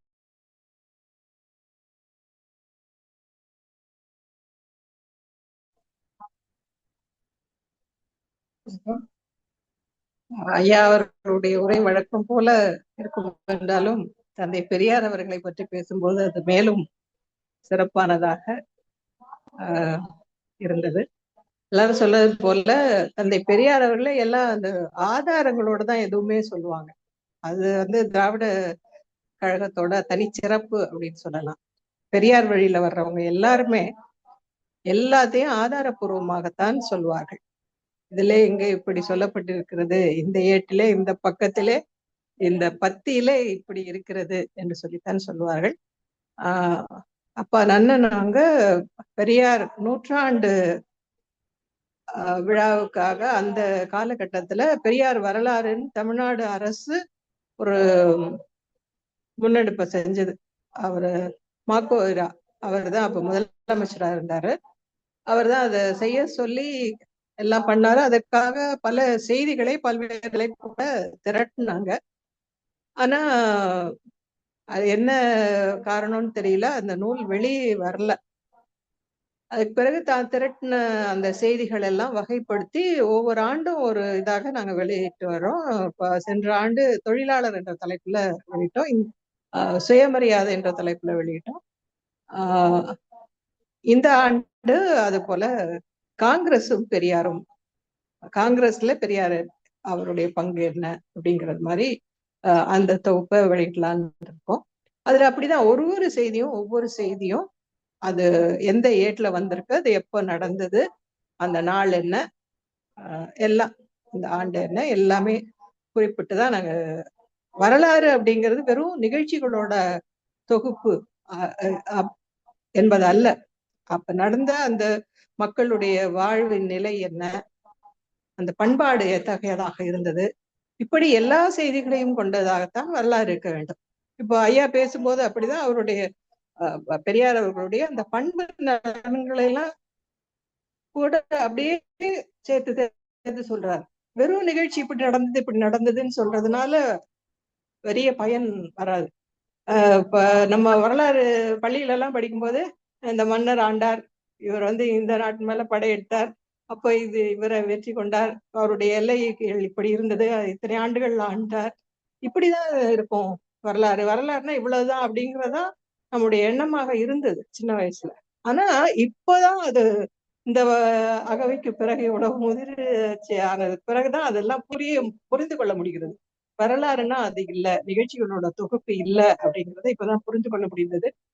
நீதியரசர் ஐயா அவர்களுடைய உரையும் அப்படிப்பட்டதாக பெரியார் அவர்களை மேலும் மேலும் வியந்து பார்க்கிற ஒரு இருக்கு. நான் இப்ப இந்த தொகுப்பு செய்யும் போது அந்த மெய்ப்பு பாக்குறது, அச்சுப்பிழை இருக்கா ஏதாவது அப்படின்னு திருத்துறோம் இல்லையா, அப்ப மீண்டும் மீண்டும் மீண்டும் அதை படிக்கும்போது ஒவ்வொரு முறை படிக்கும்போது அது அவ்வளவு ஒரு வியப்பா இருக்கு. இப்படி எல்லாம் ஒரு நாள வாழ முடியுமா, எண்ணி பார்க்க முடியுமா அப்படின்னு வியந்து பார்க்கிற மாதிரிதான் இருக்கும் ஒரு நிகழ்வும்.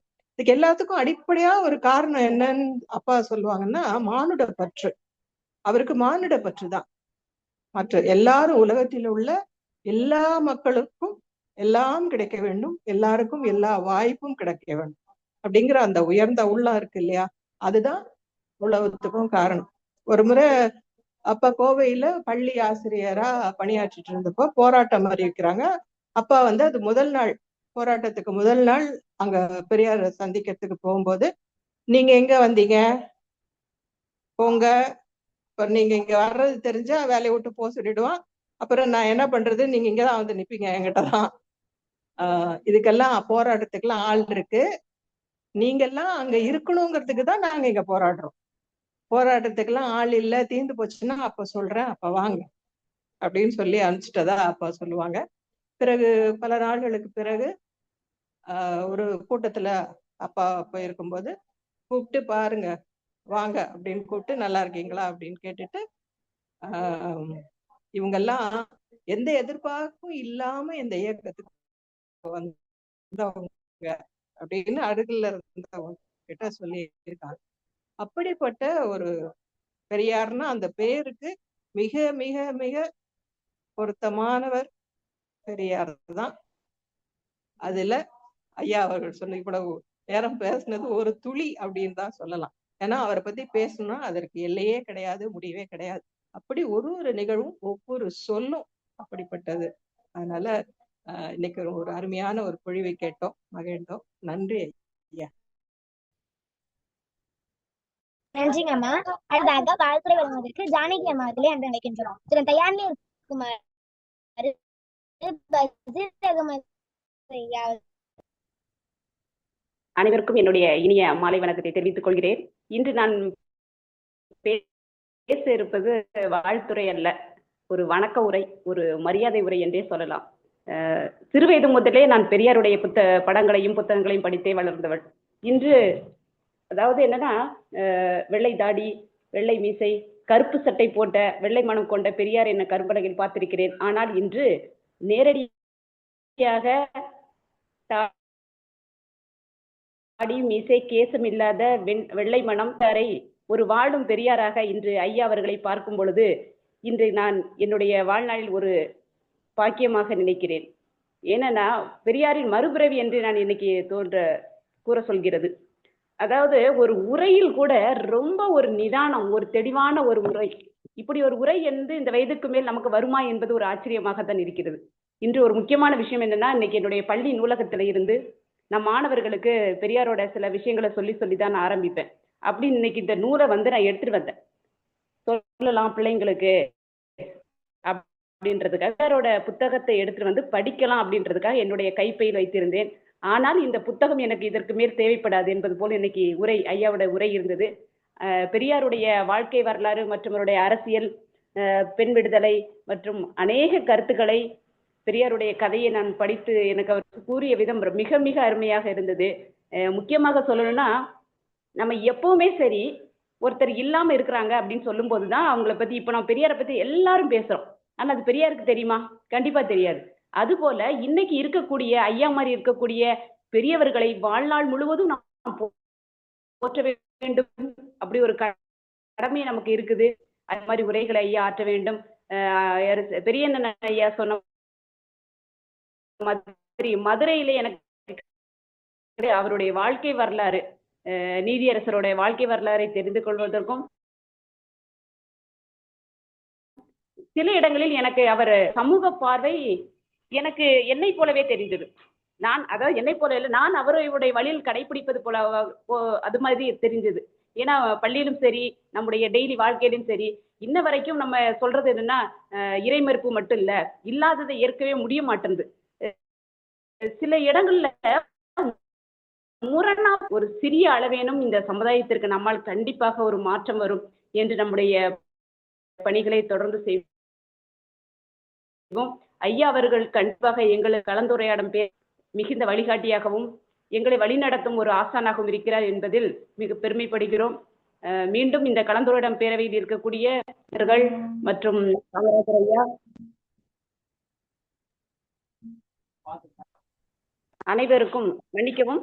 அனைவருக்கும் என்னுடைய மாலை வணக்கத்தையும் வாழ்த்துக்களையும் தெரிவித்துக் கொள்கிறேன். நன்றி ஐயா.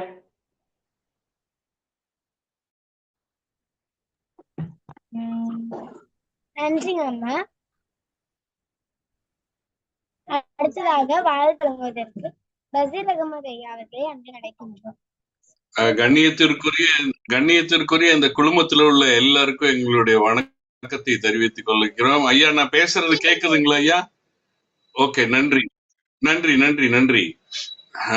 இந்த குழந்தைங்க பாத்தீங்கன்னா, இந்த பள்ளியிலிருந்து வந்து சுவாதி ஆகட்டும், அவங்க சகோதரர் ஆகட்டும், அந்த குழந்தைங்கள் பள்ளியிலிருந்து வந்தோடனே சீருடை கூட மாற்றாம இந்த நம்மளுடைய குழு இதுக்காக உழைக்கிறார்களுக்குரிய ஒரு இது. அடுத்தது ஐயாவை பத்தி சொல்லணும்னா, நீதி அரசரை பத்தி சொல்லணும்னா, அவங்களுடைய அந்த நிதானமான பேச்சு, நான் முதல்ல சாட் பாக்ஸ்ல போட்டிருந்தேன். நான் அற்புதமான உரை, எளிமையான உரை, அது எல்லா ஆதாரங்களோட குறிப்பிட்டது ரொம்ப அற்புதமா இருந்தது. அது இல்லாம அவர் கண்டிப்புக்கு பெயர் போன, எவ்வளவுதான் நிதானமா இருந்தாலும் கண்டிப்புக்கு பெயர் போனவர் அப்படிங்கறதுக்கு ஒரே உதாரணம் நம்ம மதுரையில நம்ம எல்லாருமே பார்த்தோம். பிரம்மநாம ஐயா, பெரியண்ண ஐயா, காமராஜ் ஐயா எல்லாமே பார்த்தோம். மேடையில உட்கார்ந்து இருந்தாரு. அப்ப எத்தனை முறை அவர் எடுத்து சொல்லியும் அந்த சாப்பாடு சிற்றுண்டிகளை உள்ள கொண்டு வந்து சாப்பிட வேண்டாம்னு சொல்லி ஒருத்தர் சாப்பிட்டாரு அப்படிங்கறதுக்காக அவர் எவ்வளவு ஒரு தூரம் அந்த முயற்சி பண்ணாரு அப்படின்னு சொல்லிட்டு கடைசியா எல்லாரும் கேட்டுக்கிட்டதுனால விட்டுட்டாரு. இல்லைன்னா அவர் எந்திரிக்க சொல்லியிருப்பாரு. அதுல இருந்து அவருடைய கண்டிப்பு தன்மையும் இருக்கு. எவ்வளவு எளிமையா இருந்தாலும் அது கண்டிப்பு தன்மையும் இருக்கும். அதே மாதிரி ஐயா அந்த ஈரோட்டை பத்தி சொல்லும் போது பெரியாரை பத்தி சொல்லும் போது ரொம்ப ரொம்ப சந்தோஷம், ரொம்ப ரொம்ப மகிழ்ச்சி. ஏன்னா நானும் ஈரோட்டை சேர்ந்தவன், அதனால அது ஒரு பெரிய மகிழ்ச்சி. எங்க தகப்பனார் வந்து அடிக்கடி சொல்லுவாரு, பெரியார பலமுறை சந்திச்சு பேசினவரு, அதாவது கூட்டங்கள்ல கேட்டவரு, பெரியார் கூட்டங்களுக்கு எல்லாம் போவாரு. ஈரோடு நகராட்சியினுடைய 100ஆண்டு விழா, அந்த 100ஆண்டு விழாவில் பெரியார் ஐயா பேசும்போது அவர் வந்து அந்த இதை பத்தி பேசக்கூடிய ஒரு ஒரு ஒரு நம்ம உணவுக்கு பயன்படுத்தக்கூடிய ஒரு பொருள், அதாவது ஆனியன், வெங்காயம் சொல்லக்கூடிய பொருளை அதிகமா பயன்படுத்தினாரு, பேசுவாரு, நகைச்சுவையா பேசுவாருன்னு சொல்லி அதையும் எங்க தகப்பனார் பல தடவை சொல்லியிருக்காரு. அவரோட பேச்சுல அதிகமா அந்த பொருளை பயன்படுத்துவார், அந்த அந்த உணவு, அந்த வெங்காயம்ங்கிற வார்த்தைய அதை நகைச்சுவையாவும் கிண்டலாவும் சொல்லுவாரு.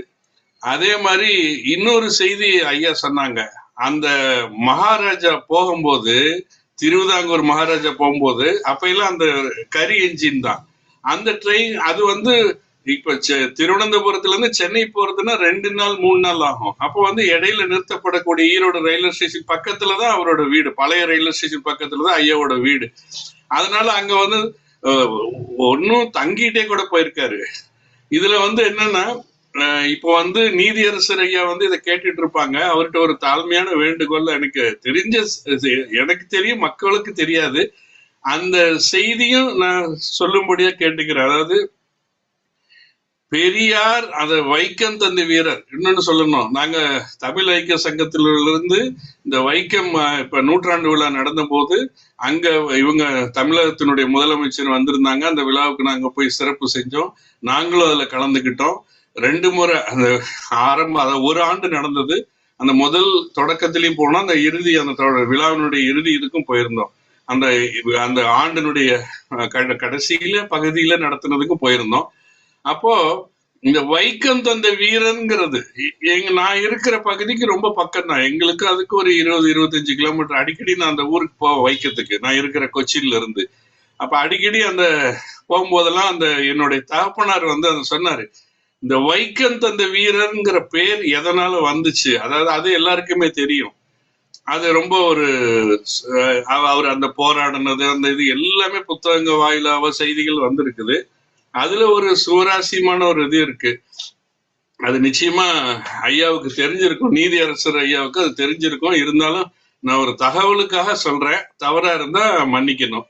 அதாவது பெரியார் சொல்றாரு ஒரு கூட்டத்துல, சொல்றாரு, அப்ப அது எங்க தகப்பனார் கேட்டுட்டு அப்படியே எங்கிட்ட சொன்ன செய்தி.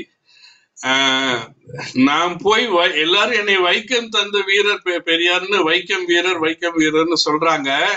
அதுல பெரிய வெங்காயம் ஒண்ணும் இல்ல, பெரிய காரியம் ஒண்ணும் இல்ல. ஏன் வந்து அது இது பண்ணாங்கன்னு, எப்படி நடந்ததுங்கிறத அவர் விவரிச்சு எல்லாம் சொல்லும் போது ஒரு செய்தி சொல்றாரு, ஒரு நகைச்சுவையான செய்தி சொல்றாரு.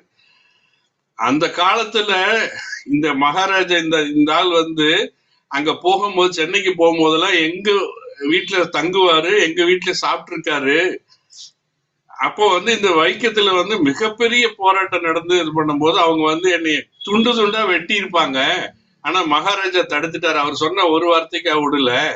அவரு சொன்ன ஒரு வார்த்தை, நான் பெரியாருடைய வீட்டில் உப்பை தின்றிருக்கிறேன் அப்படின்னு சொல்லியிருக்காரு. சொல்லி நீங்க அவரை ஒண்ணும் செய்யக்கூடாதுன்னு அவர் கட்டளை போட்டாரு, அதனாலதான் என்னை விட்டாங்க அப்படின்னு சொல்லிட்டு நகைச்சுவா, அதாவது நகைச்சுவை மட்டும் இல்ல, வெளிப்படையா ஓப்பனா உறுதியா சொல்லக்கூடிய ஒரே மனிதர் பெரியார் தான். அவரு மட்டும் இல்லைன்னா, இவரு பிரம்மண்ண ஐயாவோ யாரோ சொல்லும் போது சொன்னாங்க, அவர் இல்லைன்னா இது எல்லாமே மாறி இருக்குன்னு. ஆனா அது உண்மை. பெரியார் ஐயாவை பத்தி பேசுனா நீதியரசர் சொன்ன மாதிரி எவ்வளவு நாளைக்கு வேணும்னு பேசிட்டு இருக்கலாம். அது எங்க ஊருக்காரருங்கிறதுல எனக்கு மிகப்பெரிய பெருமை. நான் இப்ப இருக்கிற வேற ஒரு மாநிலத்துல வாழ்ந்துட்டு இருந்தாலும் அது ஐயாவை மறக்கவே முடியாது. அவருடைய கோட்பாடுகள், கொள்கைகள் எல்லாமே அவர் சொல்லுவாங்க. அந்த இதோட சொல்லி எளிமை, அந்த அவரு இப்ப நீதியரசர் ஐயா சொன்னாங்க, அந்த சாஸ்திரிகள் வந்தபோது அவங்களுக்கு உணவு கொடுத்தது, அவங்க பூஜை இது எல்லாம் பண்ணது. நான் நிறைய நேரம் நினைச்சு பார்ப்பேன், நபிகள் நாயகத்தினுடைய வாழ்க்கையை வந்து ஒப்பிட்டு பார்க்கும்போது அவங்க 1500 வருஷங்களுக்கு முன்னாடி இந்த மாதிரி வாழ்ந்தாங்க. மத நல்லிணக்கத்துக்காக மற்ற சமயங்களோட மற்றவங்களோட ஒற்றுமையா இருந்தாங்க. அப்படி நிறைய அந்த வரலாறுகளை படிச்சிருந்தாலும் ஆனா பிராக்டிக்கலா நேரடியா கண்கூட இந்த நூற்றாண்டுல இப்ப நம்ம இதுல வாழ்ந்ததுல பார்த்துட்டு பெரியாரை தவிர அவர் யாரையும் சொல்ல முடியாது. மிக்க நன்றி வாய்ப்பு கொடுத்ததுக்கு. எனக்கு உள்ள ஒரு வேண்டுகோள், அதாவது அவரு ஐயா ஒத்துக்க மாட்டாரு, இருந்தாலும் நான் சொல்றேன். அதாவது நீதியரசர் நான் என்ன கேட்கிறேன்னா, கடவுள்கிட்ட இறைவனுக்கு அதை அவர் ஒத்துக்க மாட்டாரு. இறைவனிடம் நான் கேட்பது இன்னும் பல ஆண்டுகள், பல நீண்ட ஆயுளோட ஆரோக்கியத்தோட இருந்து நமக்கு எப்பொழுதும் இந்த மாதிரி நிறைய வழிகாட்டு. இது 17ன்னு சொல்றாரு அவர் பகுதி, இது 17 117 தாண்டி போகணுங்கிறது என்னோட வேண்டுகோள். நன்றி, வணக்கம். நன்றிங்க ஐயா. அடுத்ததாக வாழ்த்துரை வழங்குவதற்கு திருமதி அன்னபூர்ணி அம்மா அவர்களை அன்புடன் அழைக்கின்றோம். 2100வது நாள், நீங்க 2100வது நாள் ஐயா சிறப்புரையாற்றிருக்காரு. 2150 நாம என்ன பண்ணுவோம், 250க்கு உண்டான வேலையை தொடங்குவோம். நன்றி. அழைத்ததற்கு நன்றி சுவாதி. நன்றி. இன்று நம்மிடையே பேசிய நம்முடைய ஐயா அவர்கள், அவரை பார்க்கும்போது என் தந்தையின் ஞாபகம் தான் வரும். ஏன்னா என் தந்தையார் பெயரும் நடராஜன், அதனால் அவரை நான் தந்தையாகவே பாவிக்கிறேன். ஐயா அவர்களுக்கு என்னுடைய முதற்கண் வணக்கம். சான்றோர் பெருமக்களுக்கும் குழந்தைகளுக்கும் என்னுடைய வணக்கம். இன்னைக்கு ஐயா எடுத்துக்கொண்டது நூற்றாண்டு கால இந்திய வரலாறுல பகுதி 17. ஒவ்வொரு பகுதியாக அவர் சொல்லும்போது இவ்வளோ நடந்திருக்கா அப்படிங்கிற மாதிரி ஒரு ஆச்சரியமாக இருக்கு. தந்தை பெரியாரை பற்றி சொன்னார். அதாவது அவர் ரொம்ப செல்வந்தராக இருந்தார். வாணிப இதில் அவங்க தந்தையும் அவரும் நிறைய சம்பாதிச்சு பெரிய கோடீஸ்வரராக இருந்தாங்க. அந்த இது அவருக்கு 29 பதவிகள்லாம் கிடச்சிது பெரியாருக்கு அப்படின்னு சொன்னார். அதாவது ராஜாஜியும் பெரியாரும் சிறந்த நண்பர்கள். அவர் எப்பவுமே 2 பேருமே எங்கே போனாலும் ஏதாவது அவர் வீட்டுக்கு, பெரியார் வீட்டுக்கு போய் நம்ம பெரியார் வீட்டுக்கு வந்திருக்கிற அத்தனை இதையும் வரிசையாக சொன்னார். அதாவது காந்தியடிகள், மோத்திலால் நேரு, அதுக்கப்புறம் திருவாங்கூர் மகாராஜா, வஉசி, வரதராஜ், இவங்க எல்லாருமே காமராஜ் இவரோட வீட்டில் தங்கி ரொம்ப அருமையாக எல்லாரும் பேசியிருக்காங்க. இவருடைய கருத்துக்களை அவங்க ஏற்றுக்கொண்டாங்க. அதாவது இவர் சனாதன தர்மத்தை எதிர்த்தார். அது முக்கியமான பாயிண்ட், அது முக்கியமான ஒரு உண்மை.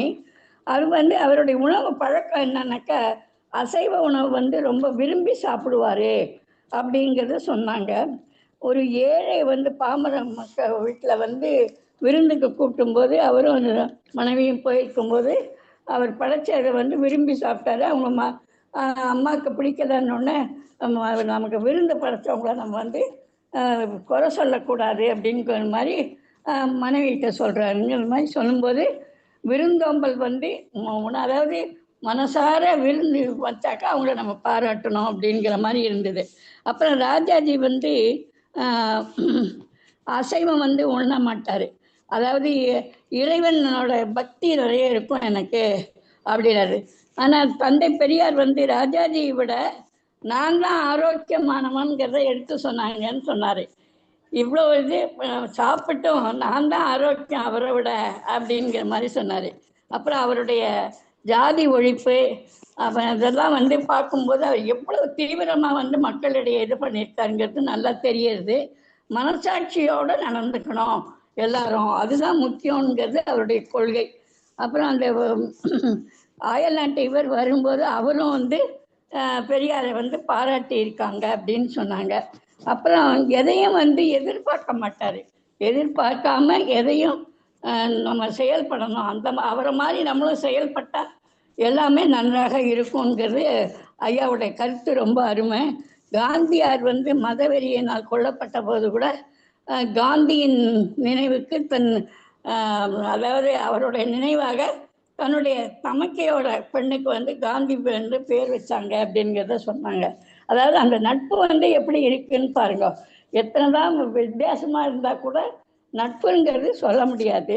அப்புறம் 20ஆம் நூற்றாண்டில் நம்ம தமிழும் தமிழனும் போற்ற வாழ்ந்தவராக இருந்தார்.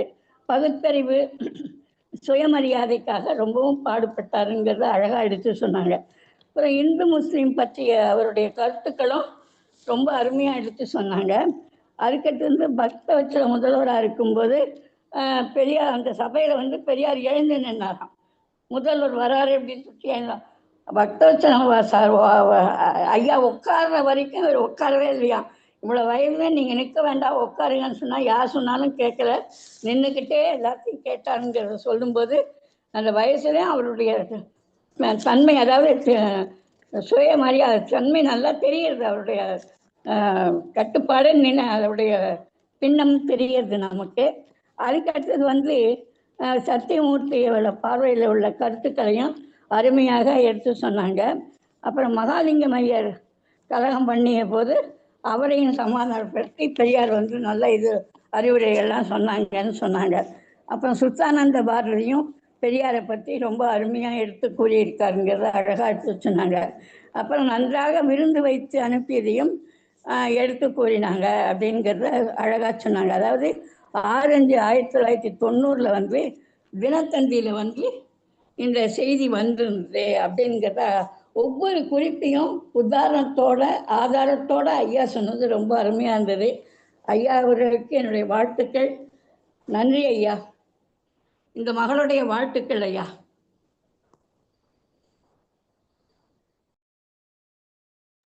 நன்றிங்க அம்மா. அடுத்ததாக வாழ்த்துரை வழங்குவதற்கு வரதன் ஐயா அவர்களே அன்புடன் அழைக்கின்றோம். வாருங்கள்.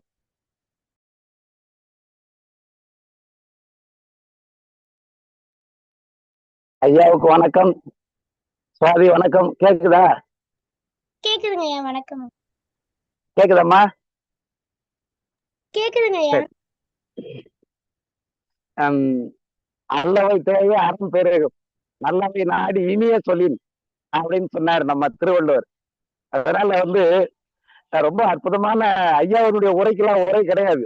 ஏன்னா அவர் ஒரு 100 ஆண்டு கால தமிழனுடைய வாழ்வினுடைய அந்த உன்னதத்தை, வாழ்ந்த வாழ்வினுடைய அந்த போக்கு, அவன் கடந்து வந்த பாதை, அவனுடைய வாழ்க்கையில் ஏற்பட்ட இன்னல்களை எல்லாம் கண்டு பெரியார் வழியை உணர்ந்த ஒரு பேரறிஞர். இந்த உரைக்கு உரை கூறுவதற்காக நான் வரவில்லை. அவர் உரை கேட்டு என் அறிவுக்கு ஏதாவது உரைக்க வேண்டும் என்ற எண்ணத்தில் தான் நான் அந்த உரையை மிகுந்த ஆவலோடு கேட்பேன். அது 26 எப்போ வரும் நினைத்து கொண்டே இருப்பேன். நான் ஏதாவது வேலையில் மறந்துவிட இன்று எனக்கு ஞாபகம் வந்த உடனே உள்ளே வந்தேன். மிக அற்புதமான ஒரு வாய்ப்பு. வாழும் 100 ஆண்டு கால வாழ்வு, 100 ஆண்டு கால ஒரு சாட்சியமாக இருக்கக்கூடிய ஒரு அறிஞர் அவரு. இந்த பேச்செல்லாம் இன்னும் 1000 ஆண்டு காலம் மக்களுக்கு ஒரு வழிகாட்டியாக இருக்கு. இவ்வளவு மெத்த படித்த நமக்கு ஒரு அறிஞர் சொல்லி கேட்டுத்தான் தமிழனுடைய வாழ்வை அறிந்து கொள்ளக்கூடிய இருக்கிறோம் என்றால், இன்னும் 1000 ஆண்டு காலம் தேவைப்படுகின்ற போதெல்லாம் தமிழுக்கு இந்த உரையெல்லாம் ஒரு வழிகாட்டியாக இருக்கு. மிக அற்புதமான உரை, மிக அற்புதமான உழைப்பு.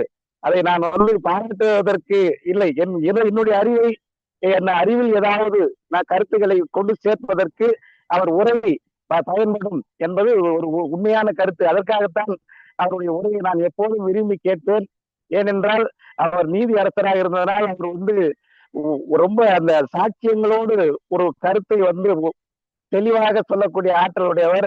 ஏனென்றால் நம்முடைய வாழ்க்கை என்பது ஒரு 40 ஆண்டு, அதற்கு முன்னால் என்னுடைய தந்தையாருடைய வாழ்க்கையிலிருந்து ஒரு 10 ஆண்டு கால வாழ்க்கையை பதிவு செய்திருப்பார். எனக்கு ஒரு 50 ஆண்டு கால அனுபவம் தான் உள்ளது. ஆனால் ஐயாவுடைய உரை என்பது 100 ஆண்டு கால வரலாறு. அவருடைய வார்த்தை என்பது 100 ஆண்டு தமிழ் மனிதனுடைய வாழ்க்கையினுடைய போக்கும், வாழ்வினுடைய வீழ்ச்சியும், வாழ்வினுடைய எழுச்சியும் அடங்கிய ஒரு கருத்து பெட்டகம். அது இப்பொழுது எளிமையானதாக இருக்கலாம். ஆனால் 1000 ஆண்டுகள் கழித்து இவ்வளவு படித்தவனுக்கே ஐயா சொல்லிதான் தெரிகிறது என்றால், இன்னும் 1000 ஆண்டு பின்பு வருகிற தமிழனுக்கெல்லாம் இந்த பழைய நாள எவ்வளவு துன்பப்பட்டான், எப்படி மீண்டான், அதற்கு யாரெல்லாம் உழைத்தார்கள் என்பதையெல்லாம் நான் அறிந்து கொள்ள ஆவல். ஐயாவினுடைய உரையெல்லாம் ஒரு வழிகாட்டியாக இருக்கும். ஐயாவினுடைய உரைக்கு வணங்கி விடைபெற்றுக் கொள்கிறேன். நன்றி, மகிழ்ச்சி, மகிழ்ச்சி. நன்றிங்க ஐயா. இத்துடன் 2ஆம் பகுதி நிறைவடைந்து விட்டது. 3ஆம் பகுதி நிகழ்வை குணமதி அவர்களிடம் படிக்கின்றேன். வாய்ப்பளித்தமைக்கு நன்றி, வணக்கம். அழைத்ததற்கு நன்றி. அனைவருக்கும் வணக்கம். இன்றைய நிகழ்வின் 2100 கலந்துரையாடவும் பேரவை தமிழர் நடத்தும் இந்திய வரலாற்று களம். கலந்துரையாடவும் பேரவையின் உரையாற்றிய திரு நீதியரசர் நடராஜன் ஐயா அவர்களுக்கு நன்றிகள். ஐயா அவர்கள் உரையாடுவதற்கு பாராட்டு சான்றிதழ் பெருமளமாக வழங்கப்படும். நிகழ்ச்சியின் தலைமை ஒருங்கிணைப்பாளர் தமிழ் ஈழன் இயக்குனர் கண்ணம்மா அவர்களுக்கும் நிகழ்ச்சியின் முன்னாள் இந்நாள் ஒருங்கிணைப்பாளர்களுக்கும் நிகழ்ச்சியில் கலந்து கொண்டு சிறப்பித்து வாழ்த்து வழங்கிய அனைத்து சார்களுக்கும் குரலும் பொருளும் வழங்கிய சகோதர சகோதரருக்கும் இசைப்பால் வழங்கியவர்களுக்கும் வளடி செல் வழங்கியவர்களுக்கும் வாழ்த்துக்களும் பாராட்டுகளும் நன்றிகளும். நிகழ்ச்சியினுடைய அழைப்புதல் பாராட்டு சான்றிதழை வடித்த சாமிலி அமர்களுக்கும் நன்றி.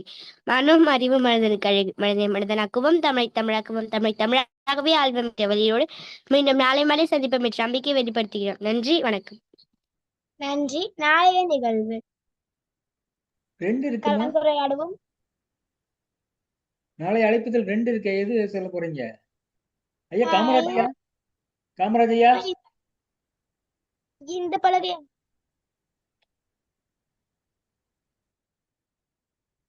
ஒண்ணு. பானுமதி அம்மா பேசுறாங்க நாளைக்கு. தொடருங்கம்மா, தொடருங்க. சரிங்க. நாளைய நிகழ்வு கலந்துரையாடுவோம் பேரவை தமிழ்நாடு நடத்தும் பலமொழி களம். நிகழ்வு எண் 2101. நாள் 27/3/2026 வெள்ளிக்கிழமை. அன்றைய சிறப்பழைப்பாளர் எழுத்து சிற்பி கி. பானுமதி கிருஷ்ணகுமார் அம்மா அவர்கள் நாளை உரையாற்றுவார். அம்மா அவர்கள் நாளை உரையாற்ற எடுத்துக்கொண்ட தலைப்பு கட்டறிந்த பழமொழி. மீண்டும் நாளை மாலை 5 மணிக்கு இணைவோம். மானமும் அறிவும் மனிதனுக்கு அழகு, மனிதனை மனிதனாக்குவோம், தமிழை தமிழாக்குவோம், தமிழை தமிழாகவே ஆழ்வோம். அனைவருக்கும் நன்றி, வணக்கம். மகிழ்ச்சி. முதல் பகுதியை ஒருங்கிணைத்த பத்மஸ்ரீ அவர்களுக்கும், 2ஆம் பகுதியை ஒருங்கிணைத்த குரலமது அவர்களுக்கும், 3ஆம் பகுதியை ஒருங்கிணைத்த முத்து குணமதி அவர்களுக்கும் வாழ்த்துக்களும் பாராட்டுகளும் நன்றிகளும். மீண்டும் நாளை மாலை 5 மணிக்கு சந்திப்போம் என்ற நம்பிக்கை வெளிப்படுத்தி அனைவரும் 30 இணையத்தை நிறைவு செய்கிறோம். சாலினி, நாளைக்கு உங்களை வரவேற்கிறோம். வாழ்த்துக்கள். நன்றிங்க ஐயா. நன்றிங்கம்மா.